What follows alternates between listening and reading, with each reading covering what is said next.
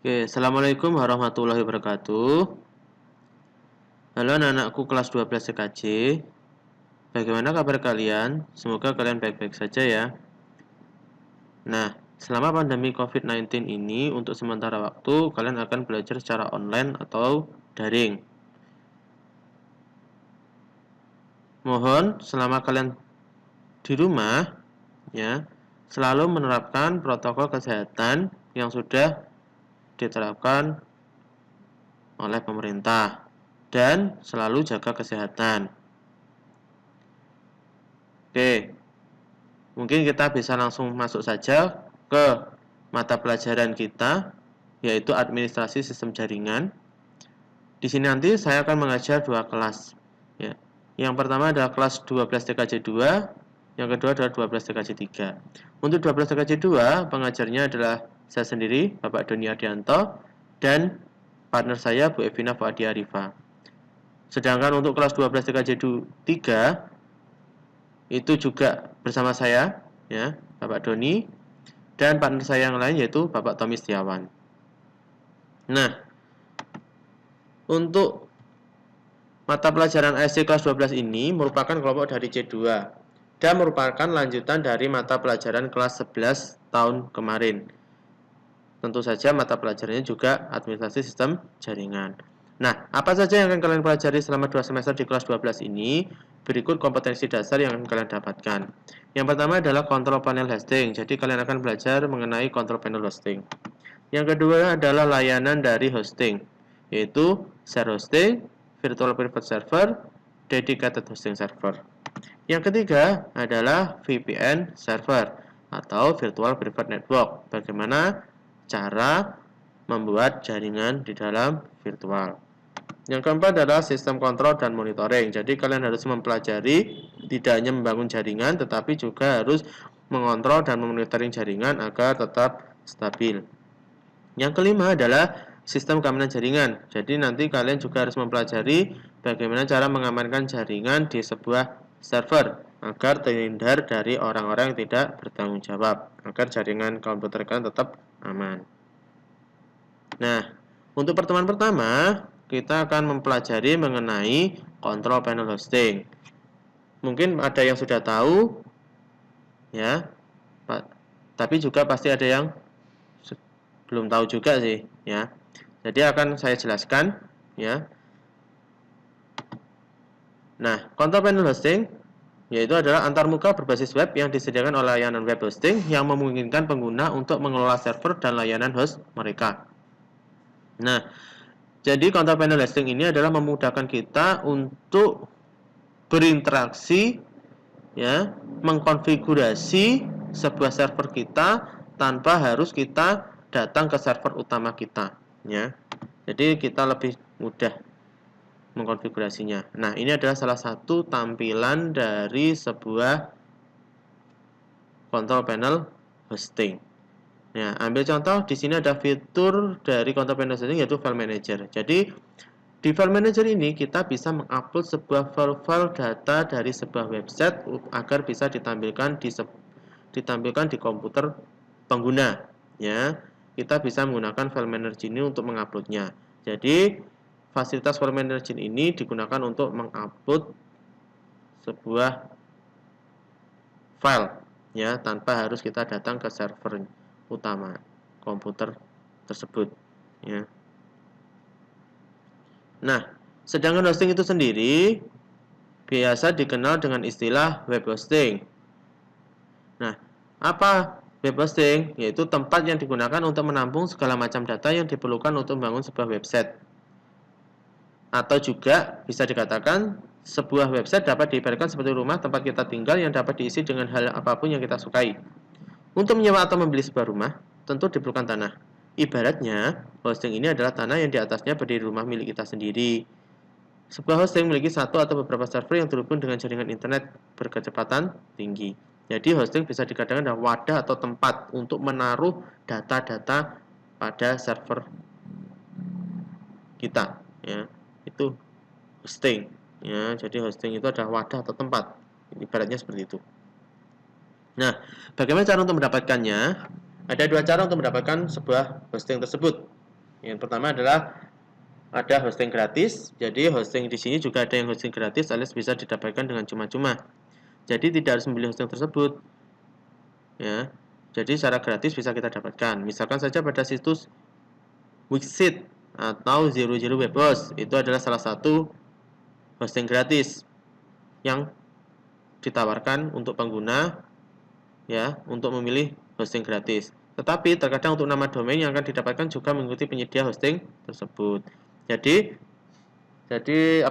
untuk hosting gratis ini pasti nama domainnya yang zerowebhost.com kita ya tidak bisa meninggalkannya ya. Pasti ngikut. Kita menggunakan nama domain apapun, zerowebhost pasti ngikut karena kita menggunakan hosting gratis. Berbeda dengan hosting berbayar.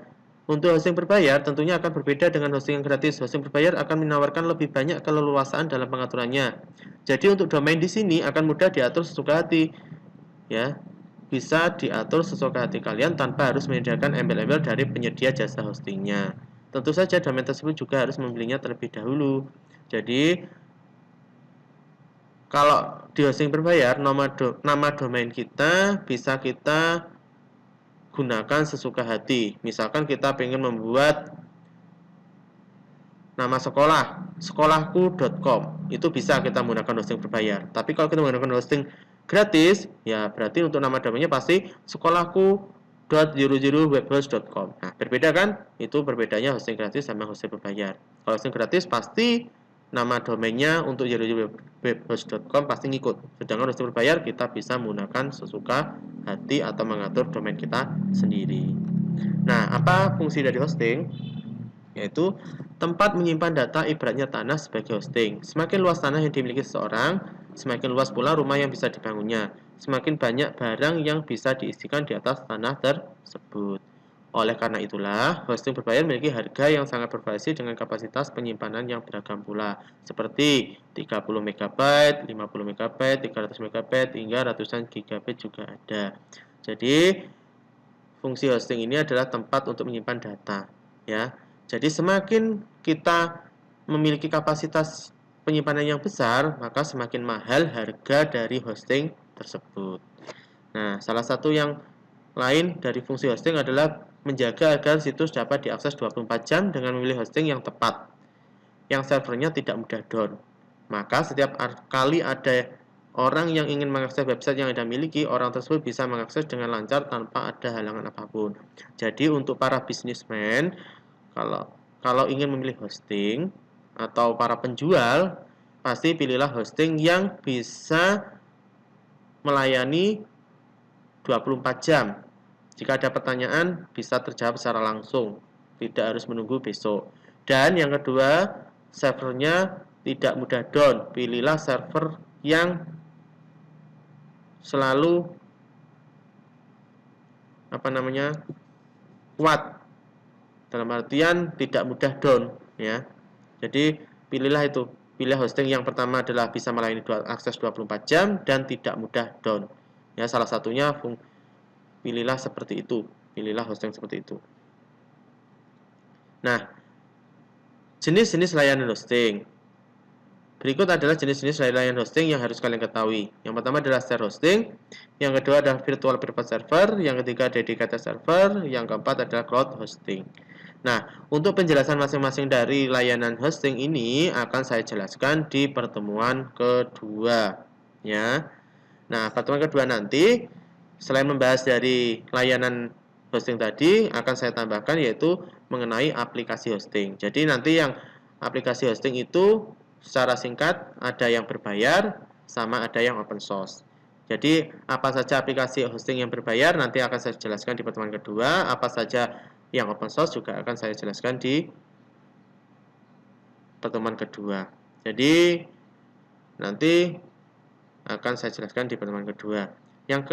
Selanjutnya, selain itu saya tadi kan sudah menyinggung mengenai nama domain. Jadi nanti juga saya akan jelaskan sekilas mengenai domain biar kalian paham apa toh domain itu, ya. Pasti kalian akan mengetahui nanti, ya. Jadi selain dari layanan itu akan tambahan aplikasi hosting sama sekilas tentang domain. Jadi kalian harus paham betul-betul tentang hosting. Ya. Ada yang ditanyakan kira-kira dari pertemuan pertama? Oke, kalau tidak ada yang ditanyakan atau mungkin masih bingung bagaimana cara menanyakannya, ya. Di sini ada kode grup kelas, ya. Silakan kalian gabung ke kode grup kelas, yaitu menggunakan aplikasi Teams ya, yang sudah kalian aktifasi kemarin. Pasti user dan passwordnya sudah dapat kan dan sudah diaktifasi, ya. Silakan nanti gabung ke grup, ya. Ke yang 12-2 kodenya ini, ya, kodenya ini kalian catat, ya. Sedangkan 12-3 kodenya atau ID-nya ini, yaitu untuk mapel ASD dan TLC. Jadi nanti mapelnya ada 2 untuk 12-3. Ya. Jika kalian kurang jelas dari penjelasan tadi, bisa bertanya di sini di grup kelas, ya. Silakan bertanya dan berinteraksi, nanti akan saya jawab. Selain itu materi-materi nanti, ya, materi pertemuan pertama juga akan saya upload di grup kelas. Jadi kalian bisa mendownload dan mempelajarinya. Kalau ada yang kurang jelas, silakan tanya di grup kelas Teams. Jadi kita bisa berinteraksi. Jadi beratnya Teams itu adalah kelas di dunia maya, ya. Karena kita belum bisa bertatap muka, ya, untuk sementara waktu. Oke. Mungkin itu saja yang bisa saya sampaikan. Kurang lebihnya saya mohon maaf. Saya akhiri. Wassalamualaikum warahmatullahi wabarakatuh. Tetap semangat dalam belajar untuk menggapai cita-cita. Semangat!